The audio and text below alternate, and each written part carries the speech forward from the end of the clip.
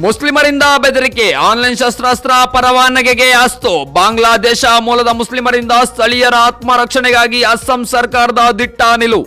ಸ್ಥಳೀಯ ಜನರಿಗೆ ಆನ್ಲೈನ್ ಶಸ್ತ್ರಾಸ್ತ್ರ ಪರವಾನಗಿಗಳನ್ನು ಒದಗಿಸಲು ನಿರ್ಧಾರ.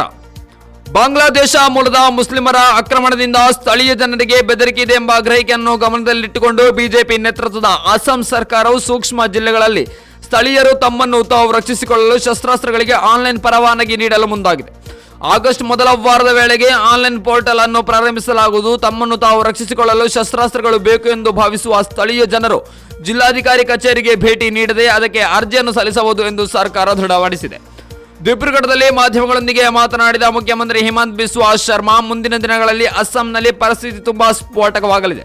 ಆದರೆ ಸ್ಫೋಟಕ ಪರಿಸ್ಥಿತಿ ಇದ್ದಾಗ ಸ್ಥಳೀಯ ಜನರು ಹೇಗೆ ಬದುಕುಳಿಯುತ್ತಾರೆ ಅಥವಾ ತಮ್ಮನ್ನು ತಾವು ಹೇಗೆ ರಕ್ಷಿಸಿಕೊಳ್ಳುತ್ತಾರೆ, ಆ ಸಮಯದಲ್ಲಿ ಪರವಾನಗಿ ಪಡೆದ ತೋಳು ಮಾತ್ರ ಅವರಿಗೆ ರಕ್ಷಿಸುತ್ತದೆ. ರಾಜ್ಯದಲ್ಲಿ ಈಗಲೂ ಶಸ್ತ್ರಾಸ್ತ್ರ ಪರವಾನಗಿ ಅರ್ಜಿ ಸಲ್ಲಿಸಬಹುದು, ಆದರೆ ಅದನ್ನು ಸರ್ಕಾರದ ಸೇವಾ ಸೇತು ಪೋರ್ಟಲ್ಗೆ ಸೇರಿಸಿದ ನಂತರ ಜನರು ಶಸ್ತ್ರಾಸ್ತ್ರ ಪರವಾನಗಿಗೆ ಅರ್ಜಿ ಸಲ್ಲಿಸುವುದು ಸುಲಭವಾಗುತ್ತದೆ. ಅರ್ಜಿ ನಂತರ ಆ ವ್ಯಕ್ತಿಯು ಅದನ್ನು ಪಡೆಯಲು ಅರ್ಹನೇ ಅಥವಾ ಇಲ್ಲವೇ ಎಂದು ಜಿಲ್ಲಾಧಿಕಾರಿಗಳು ವಿಚಾರಿಸುತ್ತಾರೆ ಮತ್ತು ಅದಕ್ಕೆ ಅನುಗುಣವಾಗಿ ಅವರಿಗೆ ಶಸ್ತ್ರಾಸ್ತ್ರ ಪರವಾನಗಿ ನೀಡಲಾಗುವುದು ಎಂದು ಸಿಎಂ ಶರ್ಮಾ ತಿಳಿಸಿದ್ದಾರೆ.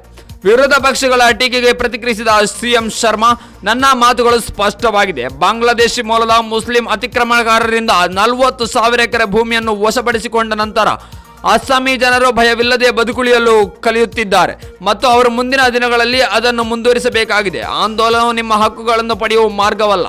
ನೀವು ಬದುಕಲು ಪ್ರಾಯೋಗಿಕವಾಗಿರಬೇಕು ಮತ್ತು ಅಸ್ಸಾಮಿ ಜನರು ಪ್ರಾಯೋಗಿಕವಾಗಿರುವುದರ ಮೂಲಕ ಮಾತ್ರ ಬದುಕುಳಿಯಬಹುದು ಎಂದು ಅವರು ಹೇಳಿದರು.